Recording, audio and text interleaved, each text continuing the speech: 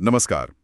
आज हम 1949 के एक ऐसे मामले की गहराई में जा रहे हैं जिसने न सिर्फ उस समय सनसनी फैलाई बल्कि आप यकीन करें मशहूर डरावनी फिल्म द एक्सोर्सिस्ट को भी प्रेरित किया। हाँ बिल्कुल। हमारे पास इस पे कुछ जानकारी है, एक वीडियो ट्रांसक्रिप्ट है, कुछ नोट्स भी हैं।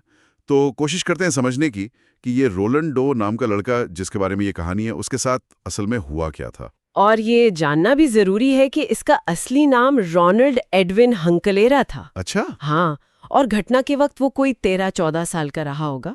बाद में वो नासा में इंजीनियर बना, जो इस पूरी कहानी को और भी अजीब बना देता है। कमाल है। खैर, कहानी शुरू हुई मैरीलैंड के कॉटेज सिटी में। रोनाल्ड की एक आंटी थी, हैरियट। उनके अध्यात्म में रुचि थी।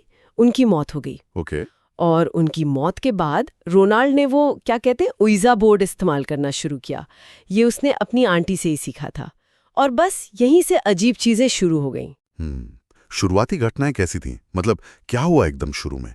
देखो, पहले तो दीवारों से आवाजें आने लगी, खरोंचने की, टपकने की, बिना किसी वजह के। हाँ, कोई सोर्स नहीं मिला। फिर घर का सामान अपने आप हिलने लगा। वो जीसस की तस्वीर थी दीवार पर, वो हिलने लगी। बाप रे। और एक रात तो रोनाल्ड का बिस्तर इतनी जोर से हिला कि सब जाग गए। तो घर वालों ने क्या किया? कुछ एक्शन लिया? अरे बिल्कुल, प्लम्बर को बुलाया, कीड़े मकोड़े वालों को बुलाया, कोई फायदा नहीं। फिर डॉक्टर, साइकियाट्रिस्ट सबको दिखाया। और उन्होंने क्या कहा? उन्होंने कहा लड़का ठीक है, फिजिकली मेंटली फिट है, बस थोड़ा स्ट्रेस में है। लेकिन फिर वो निशान, उसके शरीर पर जो लाल निशान बन रहे थे। हाँ, वो एक बड़ा मोड़ था, खरोच जैसे निशान। और कभी कभी उनमें लुइस नाम उभर आता था। ये देखकर परिवार बहुत डर गया। समझ सकता हूँ।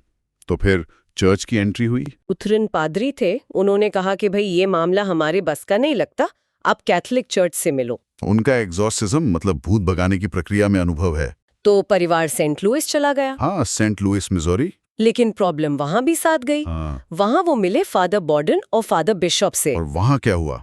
जैसे ही पादरियों ने प्रार्थना शुरू की, वो लड़का रोनाल्ड एकदम हिंसक हो गया। हाँ। चिल्लाने लगा और फिर से उसकी छाती पर वो लाल निशान उभर आए। ओह। फिर आर्क बिशप से परमिशन ली गई और फॉर्मल एग्जॉर्सिज्म शुरू हुआ। ये कितने दिन चला? ये कोई 1-2 दिन की बात नहीं थी। हाँ। फादर बिशप की डायरी है, थॉमस एलन ने अपनी किताब पजेस्ड में भी लिखा है कि ये करीब 6 हफ्ते चला। 20-30 सेशन हुए होंगे। बाद में फादर वॉल्टर हैलरन भी आ गए थे मदद के लिए। और इन सेशंस में क्या क्या हुआ? सुना है काफी डरावनी चीजें हुई। हाँ, जो रिकॉर्ड में है वो वाकई चौंकाने वाला है। रोनाल्ड में एकदम से बहुत ज्यादा ताकत आ जाती थी। जैसे? वो पादरियों पर हमला करता था।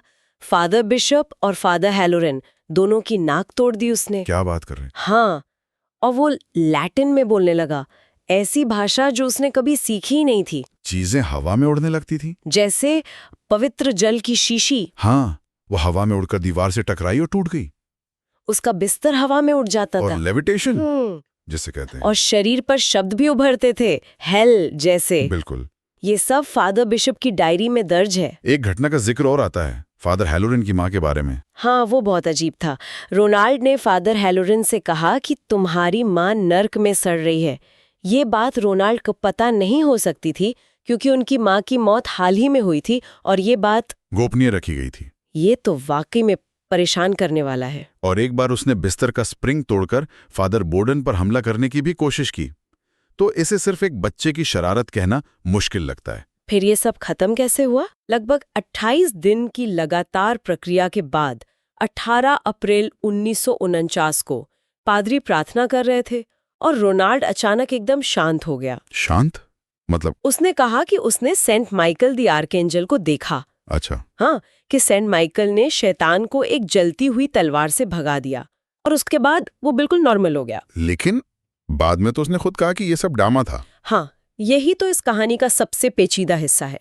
रोनाल्ड हंकलर ने आगे चलकर एक सफल जिंदगी जी, नासा में काम किया और कुछ रिपोर्ट्स हैं, यहाँ तक कि कहा जाता है उसने खुद भी बाद में कहा कि भाई मुझ पर कोई कब्जा वब्जा नहीं था, मैं बस एक बुरा लड़का था। लेकिन पादरी, वो क्या कहते हैं? वो अपनी बात पर कायम रहे।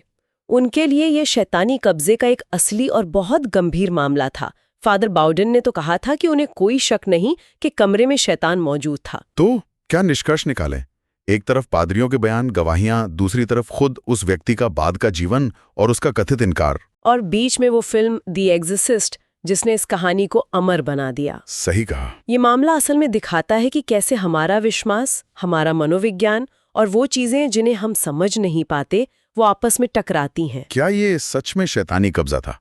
कैथोलिक चर्च तो इसे पिछले 300 साल के सबसे अहम मामलों में गिनता है। या फिर ये किसी बहुत ज्यादा परेशान किशोर की मानसिक स्थिति का नतीजा था? संशयवादी तो यही मानते हैं कि ये सब एक बहुत बड़ा नाटक भी हो सकता है। और एक आखिरी सवाल सोचने के लिए छोड़ जाते हैं। ऐसी कहानियां हमारे डर को, हमारे विश्वास को और अनजाने को समझने के हमारे तरीके को कैसे बदलती हैं या बनाती हैं। बिल्कुल।